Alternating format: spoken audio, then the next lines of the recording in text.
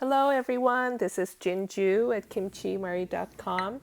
Today I'm going to show you how you can make Putbaechu Kimchi, or also called 얼갈이 Kimchi.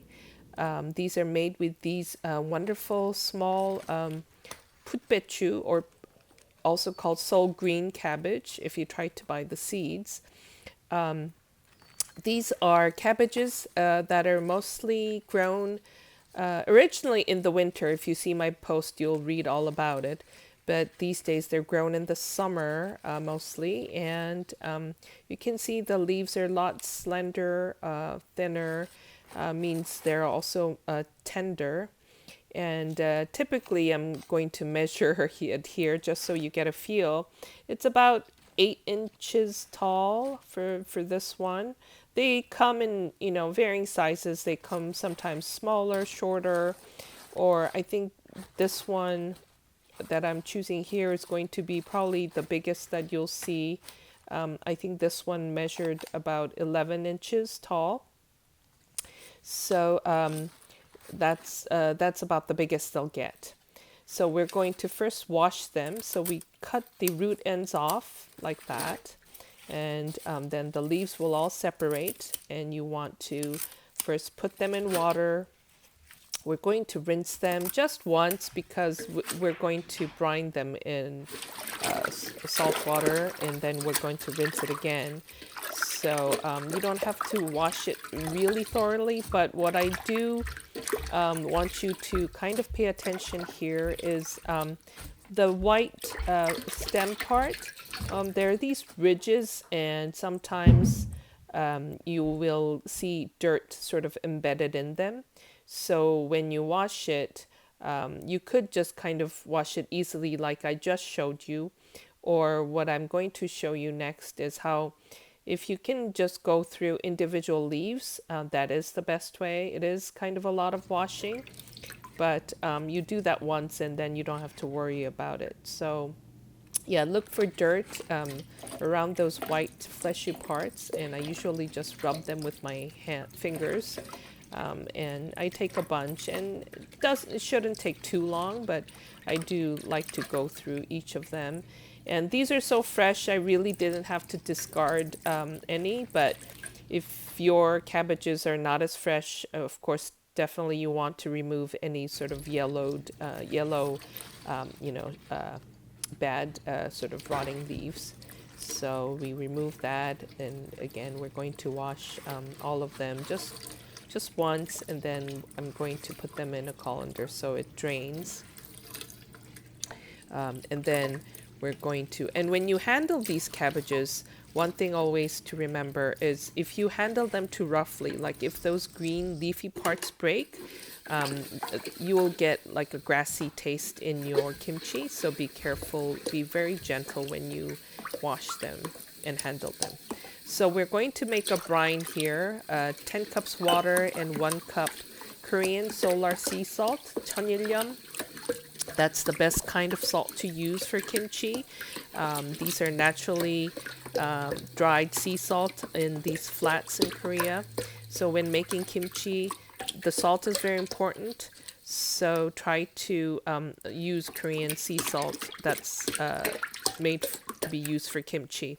Otherwise, you can use sea salts like Celtic salt, but definitely not table salt. And I actually also have a post on my blog where I talk about all the different salts and their effect on kimchi.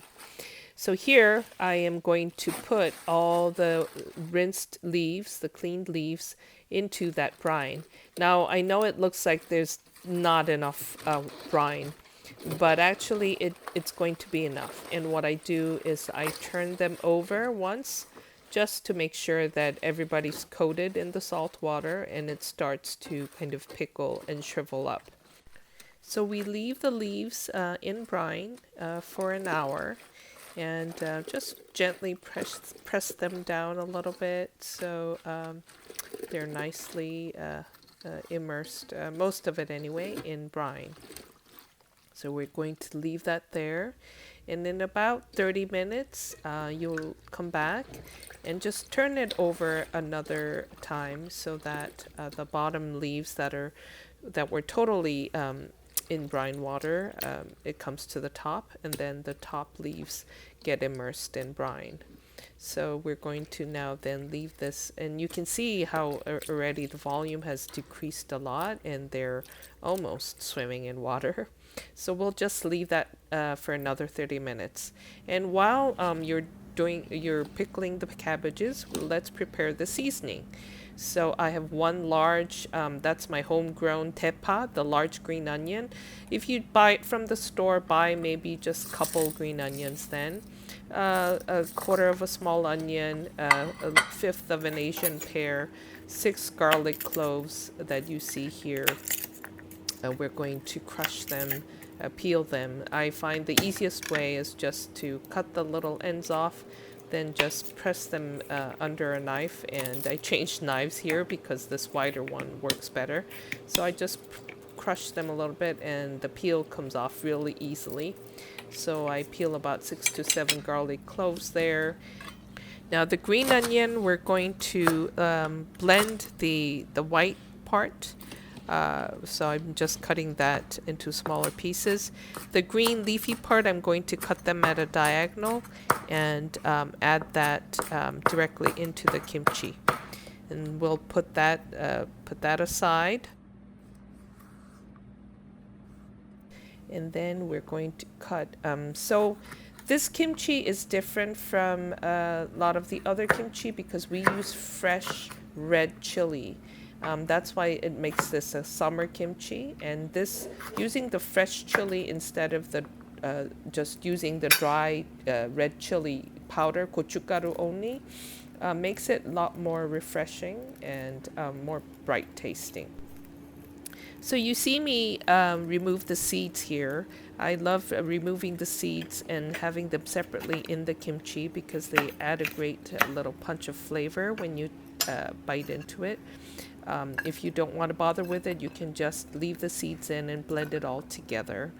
Later I'll show you how you make the seasoning like that.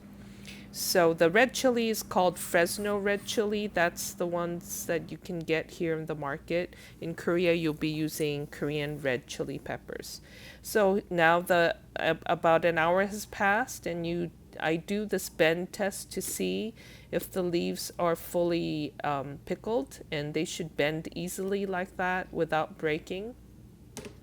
And so when the white part of the leaves are all bending easily like that, then we're ready to first get it out of the brine. So we want to drain it, drain all the leaves, all the brine off. And then we're going to rinse it in cold water about 2 times. The thing with this Putbaechu is that because it has a lot of green leafy part in it, if you handle it, as I said in the beginning, if you bruise it, if you handle it too much during this process, that grassy taste may leach out into the kimchi, and it will not be yummy. So I try to handle it as little as possible. So I rinse this about 2, you can even do 3 times. It's up to you. If you don't like it to be salty, then you can do that. So we rinse that at least 2 times. And then now we're going to put all these lovely yangnyeom in the blender, the garlic and the fish sauce, water, a quarter cup of water, and then we're going to blend it. Instead of having to chop all of them individually, I like to use the blender these days. Makes life easier. And then even make it more easy, instead of making that rice flour paste, you can actually add rice, just cooked Korean short grain rice, a 1/3 cup of that and a 1/4 cup of water, and blend it all together with the chili and everything. And then we need our handy dandy plastic gloves because that chili is quite spicy and your fingers may hurt later on. So now we have drained all the cabbage leaves that was in brine. Now we're going to pour all the seasoning, all the yangnyeom, and I use a half cup more water and put it in the blender so that we can sort of rinse off all that lovely good seasoning so we don't waste any. Add about a tablespoon of sugar. You can also add maesil, green plum extract instead.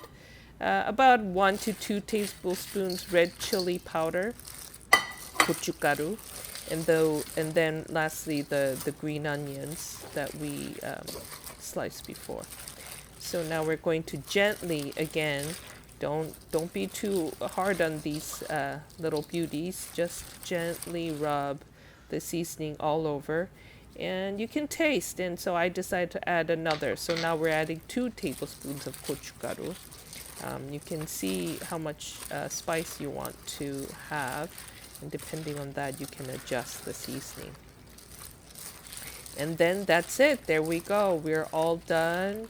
It's all nicely mixed. Make sure everybody's nicely coated with the yangnyeom. Here's a close-up.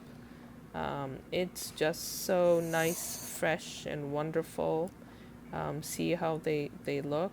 And I'm going to taste one and see how it tastes. Always kimchi when you make it, because the best thing is to taste and learn how it should taste when it's not ripened.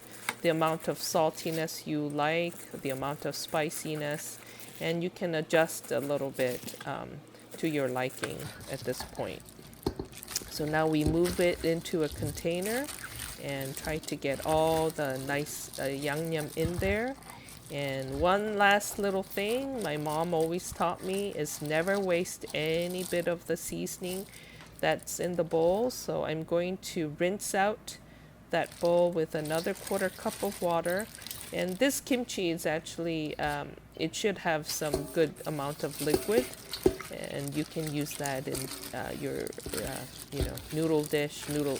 Make cold noodle soup with it, naengmyeon. You can use that in naengmyeon 국물. So now we just rinsed out all of that. So altogether, we use about 1.5 cups of water for this kimchi. And there we go. That's it.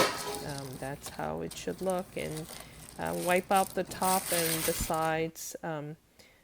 That's always a good practice in order to prevent mold from happening. And then we can cover and let it ripen in room temperature for about 1 to 2 days. And again, about every 6-7 hours, taste a little bit of the kimchi to see and learn to also recognize the smell when it's ripened, so that you know when the right time is to put in your fridge. And also, one thing that you should know is if you feel after you put in the fridge, you take it out and it feels, it tastes like it's not fully ripened, you can always take it out again and leave it on your counter and let it ripen a little further. Taste it and then enjoy it when it's ready. This kimchi is not meant to last for months, so you should try to eat it as soon as you can, within a month or so. And if your container is too big, which is the case here, I somehow didn't have the right size container for the amount of kimchi you have, you could also use like a piece of saran wrap to cover it, or if you have one of those where you can have a press and press it down, it keeps the kimchi all nicely immersed in the juice. And I'm sure you just heard me try a piece. You can hear the crunch. This kimchi is so amazingly refreshing for the summer. It's a little spicy, a little tangy, and the zing is just amazing. So enjoy it as a side dish with like bibimbap. Even you can mix rice with it, or with noodles and make bibimbap make noodle soup, the cold noodle soup. There's just so many ways you can enjoy this dish. So hopefully you enjoyed watching me make this, and I hope you get to make it too at home. So happy summer. Enjoy. Don't forget to subscribe. Bye.